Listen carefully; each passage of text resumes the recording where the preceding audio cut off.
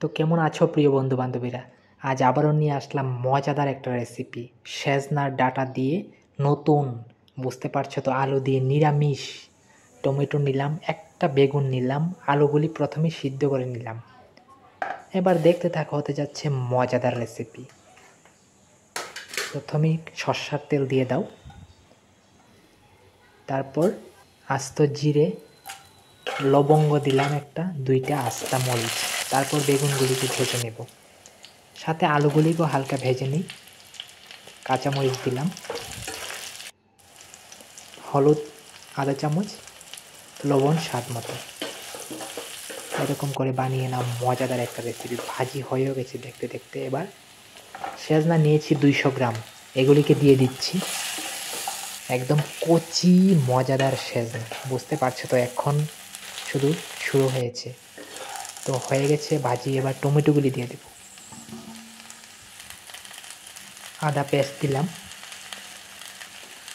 1.5 চামচ জিরার গুঁড়ো দিলাম, 1/2 চামচ মরিচের গুঁড়ো দিলাম। এরকম করে বানিয়ে নাও মজাদার একটা রেসিপি। ডেকে রেখে দেবো 15 মিনিট। 15 মিনিট পর কালারটা দেখতে পাচ্ছ তো কি হচ্ছে বন্ধুরা, মুখে পানি আসছে তো।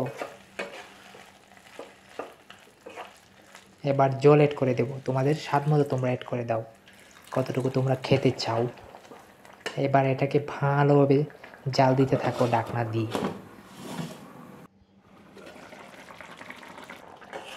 অসাধারণ একটা সেন্ট আসছে বন্ধুরা, কি করে যে বোঝাই তোমাদের।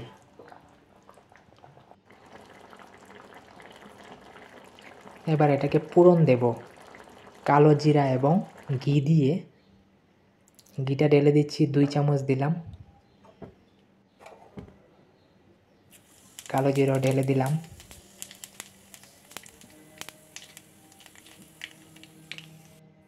স্লো মোশনে ঢেলে দিচ্ছি, তোমরা যাতে দেখতে পাও। এটা দেওয়ার মানে অসাধারণ একটা সেন্ট, অপূর্ব স্বাদ আনবে সবজিটার মধ্যে।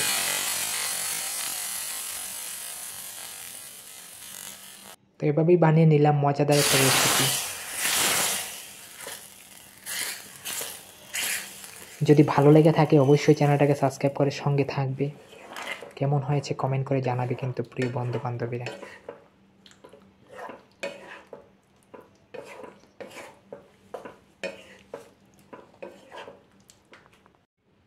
দেখে নাও, সম্পূর্ণ হওয়ার পর নামিয়ে নিলাম, গ্যাস বন্ধ করে নিলাম।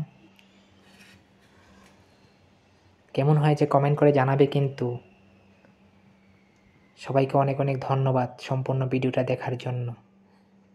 নতুন হলে আবারও বলছি চ্যানেলটাকে সাবস্ক্রাইব করে সঙ্গে থেকো। থ্যাংক ইউ সো মাচ দেখার জন্য।